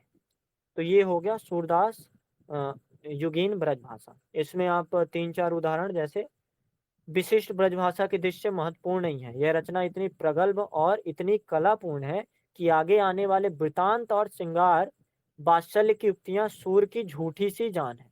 मतलब बोलने का मतलब ये है कि जब सूर्ययुगीन काव्य शुरू हुआ था ना, तो इतना बेहतर गुणवत्ता के साथ सूरदास ने काव्य लिखा था कि उनके बाद के काव्य कमजोर हो गए थे।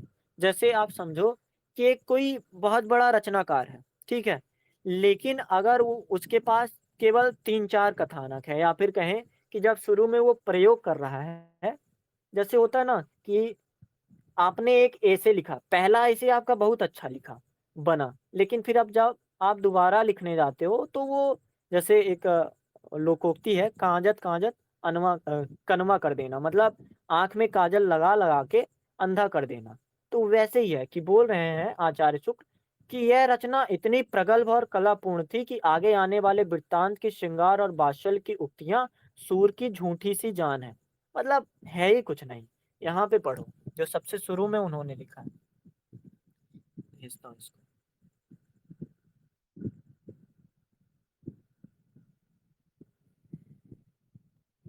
मन हरि लीन्हु कुंवर कन्हाई, तबहि तय मैं भाई दीवानी, कहाँ करो री माई, कुटिल अलग भीतर अरुछानी, अब निर्वारी न जाई, नयन कटच्छ चारु तृप्त, मोह तन गए बसाई।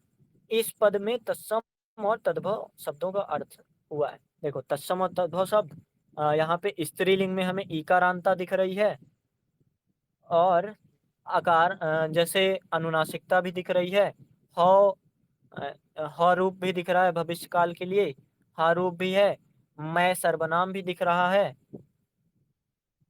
और कुछ दिख रहा है तो बताओ। इतना कुछ मुझको दिख रहा है, जबकि ये सूरदास का पहले का था, पहले का काव्य। सब तो सर बता ही दिए, हानि ऊपर से सब कहा भी यहाँ पर दिख रहा है। और एक चीज़ और होता है इसमें, अब रीतकालीन ब्रज भाषा आ जाती है, जहाँ पे आपको रीतकालीन कभी मिलने लगेंगे। जैसे ब्रज में एक बिहारी भी हैं, अपने सिलेबस में 2 हैं, बिहारी और सूरदास, बाकी है नहीं। तो आप सोच के देखना, जैसे अपने सिलेबस में तुलसीदास और जायसी हैं अवधी में, और मुझे कोई दिक्कतें नहीं है। और साथ ही ब्रज में अगर पद्य गद्य में जाएँगे तो जयशंकर प्रसाद की कुछ रचनाएँ हैं, पर इतना कभी पूछा नहीं। तो हो सकता है पूछ सकता है कि बिहारी का ब्रज के लिए योगदान या फिर सूरदास का ब्रज के लिए योगदान। अगर सूरदास का ब्रज के लिए योगदान आएगा तो वहाँ पे बहुत सारा कंटेंट है कि उन्होंने चीज़ों को महत्वपूर्ण बनाया। आचार्य शुक्ल जी ये कहते हैं, और इन्होंने काल वर्गों को इनके नाम पर अगर बाँटा गया है तो मतलब कुछ विशेष बात ही होगी। बिहारी की सतसई में आपको मिलेगा, जैसे जॉर्ज गियर्सन क्या बोलते हैं कि इनका जो शिल्प है ना, वो मुग्धा बाजार से भी श्रेष्ठ है। जैसे कहत नटत रिझत खिझत, इसको जब ग्रियर्सन ने पढ़ा था ना, तो यूरोप के कोई भी कविताकार बोल दिया था कि यूरोप का कोई भी कविताकार हो, बिहारी का या फिर बिहारी सतसई का मुकाबला नहीं कर सकता। तो जब बिहारी का योगदान आएगा तो आप इंटरनेशनल लेवल पर बता सकते हो कि ऐसी-ऐसी बातें हैं। तो 2 चीज़ें आएँगी। और एक घनानंद भी काफ़ी फ़ेमस है ब्रज के लिए, क्योंकि रीत काल में घनानंद के घनानंद हैं अपने सिलेबस में? शायद नहीं है। पेपर 1 में ज़रूर होंगे पर घनानंद। देखना। और साथ ही फिर जब आधुनिक काल में ब्रजभाषा बताएँगे तो आधुनिक काल की ब्रजभाषा को काव्य भाषा के रूप में भारतेंदु ने, प्रेमघन ने जीवित किया है। भरतेंदु ने जैसे क्या लिखा है, राखत नयन में ही मैं, दूर भये छिन होत अचेत, सौतीन की कहे कौन कथा, तस्वीर हूँ सतत है। तो ये सब चीज़ें मिलती हैं। अब हो सकता है आज आप ज़्यादा कुछ वो जोड़ ना पाए हो कि कौन-कौन सी चीज़ें हमारे साथ चलेंगी या फिर पीछे छूट गई हैं। फिर भी अगर हम एक बार सार रूप में देखें, तो हमने क्या-क्या किया? अपभ्रंश का साहित्यिक योगदान या फिर अपभ्रंश की साहित्यिक विशेषता जो यूपीएससी ने आज तक पूछा नहीं है। पर हम जैसे देख रहे हैं कि पैटर्न थोड़ा बदल रहा है, तो कंटेंट हमारे पास है, अब तो है। दूसरे अबहट्ठ में ज़्यादा कुछ मिलता नहीं, खोज के एक बार कर लेंगे। कल या फिर आज ही मैं एक ऑडियो बना के अबहट्ठ के बारे में डाल दूँगा। फिर जो यूपीएससी पूछता है, सवाल बस सोचना कि अगर सवाल आएगा तो क्या हम कर ले जाएँगे। जैसे मुल्ला दाऊद ने ब्रज को नहीं, अवधी को शुरुआत की है अवधी की। तो हो सकता है मुल्ला दाऊद पर टिप्पणी पूछ ले या फिर पूछ ले कि मुल्ला दाऊद का अवधी के विकास में योगदान। 10 नंबर का ही पूछेगा, ज़्यादा नहीं पूछेगा। क्योंकि जो कवि या फिर जो रचनाकार सिलेबस में नहीं है या फिर ज़्यादा फेमस नहीं है, तो ज़्यादा बड़ा नहीं पूछता। एक मुल्ला दाऊद हो गए, जायसी हो गए और तुलसी हो गए। ये अक्सर आता रहता है। जैसे पेपर 2 में 20 नंबर का भी सवाल आ सकता है कि कविता बली के आधार पर बताओ कि मतलब तुलसीदास की भाषा की बात बता। तो अब हम जैसे सोचेंगे तो कवितावली क्या ब्रज भाषा में है या फिर अवधी में है? तो हमें कवितावली याद आएगा ब्रज भाषा में। तो उस चीज़ को हमें थोड़ा ध्यान रखना है कि जो 3 रचनाएँ हैं, वो ब्रज में हैं और 3 रचनाएँ जैसे आचार्य शुक्ल ने उनकी विशेषता बताई थी। और क्या हम समझ सकते हैं? जायसी आ सकते हैं कि जायसी की काव्य भाषा के आधार पर अवधी भाषा का योगदान समझाओ, या फिर अवधी को काव्य भाषा के आधार पर जायसी के पद्मावत के जायसी का पद्मावत के आधार पर समझाओ। और क्या आ सकता है? राम भक्ति काव्य धारा के आधार पर अवधी की विशेषताएँ बताओ। सूफी काव्य धारा के आधार पर अवधी की विशेषताएँ बताओ। ये सब आ सकता है, या फिर हिंदी के विकास में अवधी साहित्य का योगदान क्या रहा? इतने सारे सवाल आ सकते हैं। अब आप हो सकता है कि एक साथ इसको हमने किया है तो नहीं समझोगे, लेकिन जब आप एक बार लिख लोगे अलग-अलग सवालों को अलग-अलग तरीके से, नोट्स बना के समझ लो कि प्रश्न नहीं निकला है, नोट्स की तरह लिखना है कि इंट्रो में ये होगा, मेन पार्ट में ये होगा, कंक्लूजन में ये हो सकता है, समीक्षक ने ये कहा है, चाहे रामचंद्र शुक्ल हो, फिर विश्वनाथ त्रिपाठी हो, कोई भी हो। तो इतनी सब बातें हैं। ब्रज में थोड़ा विस्तार और बढ़ जाएगा। एक सवाल तो यही बढ़ता है कि अवधि और ब्रज की तुलना करो। दूसरा सवाल कि ब्रज का अखिल भारतीय भाषा के रूप में विकास का क्रम समझाओ, या फिर ब्रज साहित्य और खड़ी बोली साहित्य में क्या अंतर है, क्योंकि ब्रज खड़ी बोली से काफी मिलती जुलती है और खड़ी बोली थोड़ा इंपॉर्टेंट यूपीएससी मान ही के चलता है, खड़ी बोली से अक्सर सवाल पूछता रहता है, तो ये आ जाएगा। और क्या आ सकता है, भाषिक विशेषता, जैसे कल हमने बात की थी तो वो तो अलग बात है। ब्रज को जैसे 3 युग में बांटा गया है, सूरदास युगीन, फिर सूर्य युगीन, फिर उसके बाद रीतिकाल, तो उसके बारे में पूछ सकता है। जैसे अष्टछाप हैं तो बड़े बड़े कवि हैं, तो उनमें सूरदास एक प्रमुख आ सकते हैं, बिहारी जी आ सकते हैं, और मुझे नहीं लगता कि कोई आएंगे, पर रहीम अगर मान के चलो तो खड़ी बोली में आ जाते हैं रहीम, और रहीम के कुछ काव्य आपको मिलेंगे ब्रज में। और पूछ सकता है कभी कभी कि अमीर खुसरो के काव्य में ब्रज भाषा को समझाओ, तो ये सब बातें आ सकती हैं। तो इतने जितने भी क्वेश्चन हैं उसको मैं कोशिश करूंगा कल सुबह तक मैं यहाँ पे लिख के बता दूं कि क्या क्या क्वेश्चन है और क्या क्या कंटेंट हो सकता है, कैसे कैसे उस पे लिखा जा सकता है। और भले यहाँ पे सार हम बांध ना पाए हों कि क्या क्या चीजें हुई हैं, कैसे कैसे विकास, लेकिन जब आप पुरानी कक्षाओं में आप सुनोगे ना एक बार फिर से क्या क्या प्रवृत्तियां हैं, भाषिक विशेषताएं हैं, तो बस मैंने यही प्रयास किया है कि जैसे अगर लिखा है जन्म जन्म का बिछुड़िया, मिलिया सदा क्रियाते सूखा हरिया, तो यहाँ पे हम समझने की कोशिश करें कि ते सर्वनाम है, तो ये सर्वनाम ब्रज भाषा की विशेषता है। अगर बिछुड़िया आया है तो अड़ा का रा क्यों नहीं हुआ है, तो ब्रज भाषा के कारण नहीं हुआ है। अगर हरिया आया है तो क्या ये आ प्रत्यय के रूप में यूज हुआ है या फिर किसी और रूप में हुआ है, या फिर सूखा, जैसे महाप्राण का अल्प प्राण होता था, तो क्या कहीं पे अल्प प्राण भी दिख रहा है, तो सूखा जो है ये महाप्राण क्यों ही बना रह गया, तो उसके बारे में हम जरा जरा सोचेंगे, तो हमको समझ आएगा कि जब पुरानी भाषा होगी, जब भाषा का विकास हो रहा होगा, तो चीजें उतनी सटीक नहीं मिलेंगी, उतने विकास में नहीं मिलेंगी, क्योंकि 11वीं 12वीं 13वीं शताब्दी से मान लो विकास होना शुरू हो गया, और 18वीं 19वीं शताब्दी में जाके खड़ी बोली ने आधार लिया। जैसे सवाल आता है कि 19वीं शताब्दी में खड़ी बोली का विकास क्रम को समझाओ, तो ये सब बातें जब आती हैं तो हम समझ सकते हैं कि ऐसा ऐसा बात है और ऐसे ऐसे हमको लिखना है। तो इतनी बातें, अब कल हम एक कोशिश करेंगे कि रिकैप कर लें, खड़ी बोली जब जा रहे हों तो ब्रज भाषा को समझ लें, और एक बार ब्रज और अवधि की तुलना कर लें, फिर 10 मिनट बाद हम आगे पढ़ना शुरू करें। तो इतनी सब कुछ चीजें हैं, तो और कुछ पूछना या बताना हो तो बताओ। थोड़ा सा इसको लिखने में थोड़ा प्रॉब्लम होगी, जोड़ने में जोड़ना आसान बात नहीं होगा सर, लेकिन उतना को फैक्ट को थोड़ा कभी को याद करना और उसको जोड़ना बहुत थोड़ा मुश्किल होगा, अच्छा लेकिन ये बताओ, अच्छा ये बताओ, जैसे अगर मैं ये करके दे दूं कि एक सवाल ऊपर लिखा रहेगा कि ब्रज भाषा की साहित्यिक विशेषताएं, वहां पे 3-4 लाइनें लिखी रहेंगी इंट्रो में, मेन पार्ट की, इन्होंने ये कहा है, इन्होंने ये कहा है, फिर कंटेंट में 5-6 बातें, जैसे अवधि में मान लो होगा तो आधुनिक योगदान, आधुनिक काव्य में योगदान, सूफी काव्य में, राम भक्ति काव्य धारा में तस्मय तत्सम शब्दों का उपयोग, या फिर लयात्मकता, या फिर भाषिक विशेषता जो साहित्यिक विशेषता बनी, या फिर कवियों का क्या योगदान रहा, या फिर आरंभ कहाँ से हुआ, इतना। और फिर उसके बाद कंक्लूजन अगर दे दूं कि ये चीजें हैं, इन समीक्षक ने ऐसा कहा है, अगर विकास के क्रम में देखा जाए तो हिंदी को ये समृद्ध करता है, अगर इतना 2 पेज में दे दूं तो उससे आप कर ले जाओगे। पूरे लिख लेंगे सर। ठीक है फिर।